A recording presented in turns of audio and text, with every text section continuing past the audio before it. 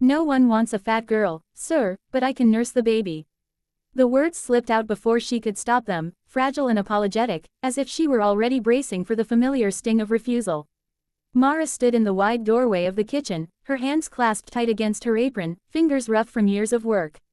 The house was unnaturally quiet except for the piercing cry of the newborn drifting from the adjoining room. It was the sound of hunger, fear, and loss all tangled together, and it cut through the walls like a blade. The widower sat beside the cradle, his shoulders slumped, his eyes hollow. Only 3 days had passed since the funeral, yet time felt distorted, stretched thin by grief. His wife's shawl still hung on the chair, her scent faint but unmistakable. He hadn't had the strength to move it. He hadn't had the strength to do much of anything. The baby's cries rose and fell, relentless, accusing him of everything he did not know how to be. Mara had planned to leave that morning. She had folded her 2 dresses and tied them neatly with string, just as she'd done in every house that no longer needed her. Cooks were easy to replace. Women like her, round-faced, heavy-bodied, plain, were never asked to stay longer than their usefulness. She had heard the whispers before: too slow, too big, too much. She had learned to make herself small in ways that had nothing to do with her body. But when she heard the baby crying, something in her chest tightened. She had seen many infants in her life, had fed them, rocked them, sung to them when their mothers were too tired or too broken.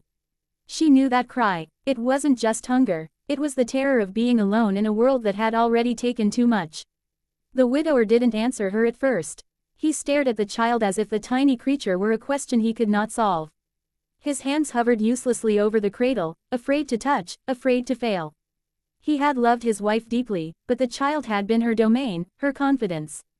Now she was gone, and he was left with a responsibility that felt impossibly large. "I won't be in the way," Mara added softly, misreading his silence. "I'll work harder. I always do." Her voice shook, and she hated herself for it. Begging had never saved her before. The baby's cries grew louder, turning hoarse. Instinct overrode fear. Mara took a step closer, then another. The widower finally looked up, startled, as she reached the cradle. For a brief moment, their eyes met, his filled with exhaustion and doubt, hers with quiet resolve. "May I?" she asked. He hesitated, then nodded. The moment she lifted the baby, something shifted. Her arms were warm, steady. She cradled the tiny body as if she had been doing it all her life, rocking gently, humming under her breath. The sound was an old lullaby, one her own mother had sung in a cramped kitchen long ago, back when love was scarce but kindness still found a way in. The baby's cries softened, then stopped. The silence was so sudden it felt like a miracle. The widower's breath caught in his throat. He watched as the child relaxed against her, small fingers curling into the fabric of her dress. For the first time since his wife's death, the house felt less like a tomb and more like a place where life still dared to exist. Mara didn't look at him. She focused on the baby, afraid that if she met his gaze, the spell would break. "He just needed warmth," she murmured, as if explaining herself. "Babies feel things we don't say out loud." The widower swallowed hard. He hadn't realized how cold the house had become, how cold he himself had become. In that moment, standing between grief and something fragile yet alive, he understood one simple truth: he could not do this alone. And neither, it seemed, could she. Morning arrived quietly, filtered through pale curtains that still smelled faintly of lavender, his wife's doing, another detail the widower hadn't yet found the courage to change. He had not slept. Each time the baby stirred, he woke with a start, heart racing, afraid of silence and afraid of sound in equal measure. Yet when dawn finally crept in, he realized something astonishing: the house was calm. From the nursery came the soft clink of a spoon against a bowl and the low, soothing murmur of a woman's voice. He rose slowly, joints stiff, mind heavy, and followed the sound. Mara sat in a chair near the window, the baby bundled against her, eyes half closed in contentment. A thin line of porridge cooled on the table beside her, untouched. She looked up when she sensed him. Instantly, her shoulders tensed, as if bracing for rebuke. "I was going to leave before you woke," she said quickly. "I just thought I'd help once more." He opened his mouth to speak, then closed it again. The words tangled in his throat. All night, she had stayed. All night, the baby had slept. "You'd stay?" he finally asked, his voice hoarse, almost disbelieving.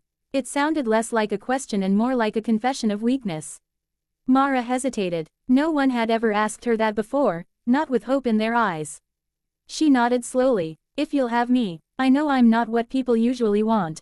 But I know babies. And kitchens. And quiet. Days passed, hesitant at first, then steadier. Mara moved through the house as if listening to its wounds, careful not to disturb what was still raw. She rose before sunrise, warming milk, humming while the baby fed. She cooked meals the widower barely noticed himself eating until his body reminded him of hunger. She cleaned, not to erase his wife's presence, but to make space around it. The widower watched from a distance. He told himself it was practicality that made him keep her. The baby needed her. The house needed order. He needed rest. But in quiet moments, he caught himself listening for her footsteps, for the gentle way she spoke to the child, as if the world were kinder than it truly was. One afternoon, he attempted to hold the baby on his own. His hands shook. The infant fussed, sensing uncertainty. Panic rose in his chest, sharp and humiliating. Mara appeared instantly, her presence calm, grounding. "Here," she said softly, not taking the baby away, but guiding his arms, showing him how to support the tiny head. "You're doing fine. He just needs to feel safe." Safe. The word struck him deeply. He hadn't felt safe since the day he buried his wife. That night, over a simple supper, he asked about her life.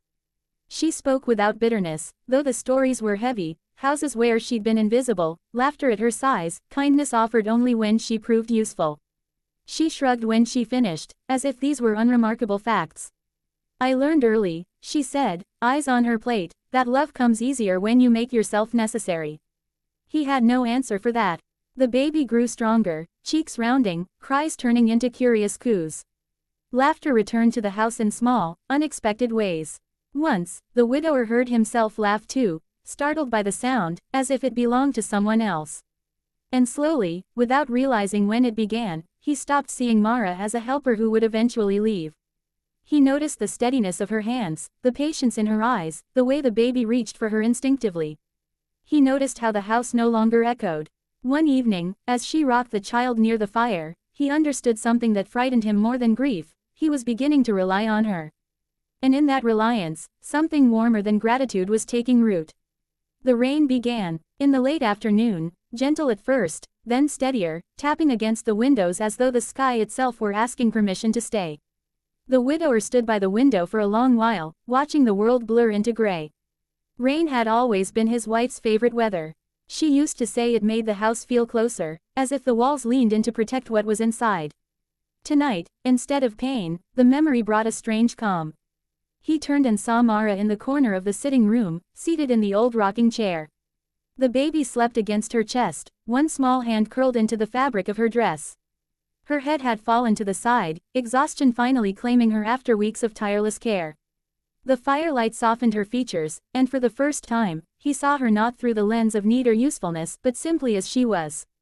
Something inside him shifted. He realized how often he had watched her these past weeks, how her presence had become the quiet center of the house. She never demanded space, never asked for praise, yet she filled every empty corner with purpose. The baby breathed easily now, unaware of how close the household had come to unraveling. And Mara, so often dismissed by the world, had been the one to hold it all together. He stepped closer, careful not to wake them. For a moment, he considered how easily this could all disappear. One word from him, one polite dismissal, and she would pack her things the way she always had, carrying her worth in a small bundle and leaving behind a place that had never truly claimed her. The thought made his chest ache. He cleared his throat softly. "Mara." Her eyes fluttered open. Instantly, she straightened, fear flickering across her face. "I'm sorry," she whispered.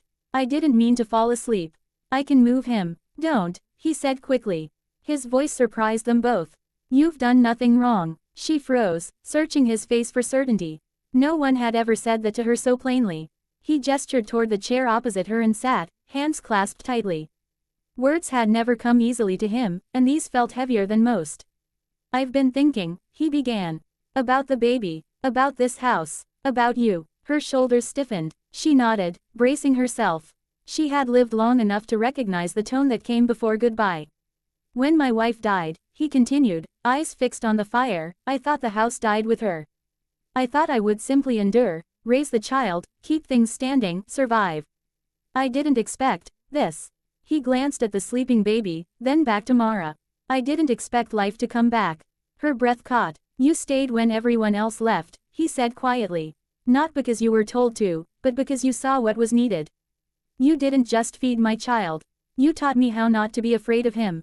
Tears welled in her eyes before she could stop them. She looked down, ashamed of their suddenness. I only did what I could, she said. It's all I know how to do. That's more than enough, he replied. The rain intensified outside, filling the silence between them. He took a deep breath, the decision settling firmly in his chest. I don't want you to stay because you feel you must, he said. Or because you think this is the only place that will have you. She looked up then, startled. I want you to stay, he said, voice steady now, because this house is better with you in it. Because my child needs you. And because, I think I do too. For a long moment, she couldn't speak. No one had ever said they needed her, not without conditions, not as something more than labor. The walls she had built from years of rejection trembled.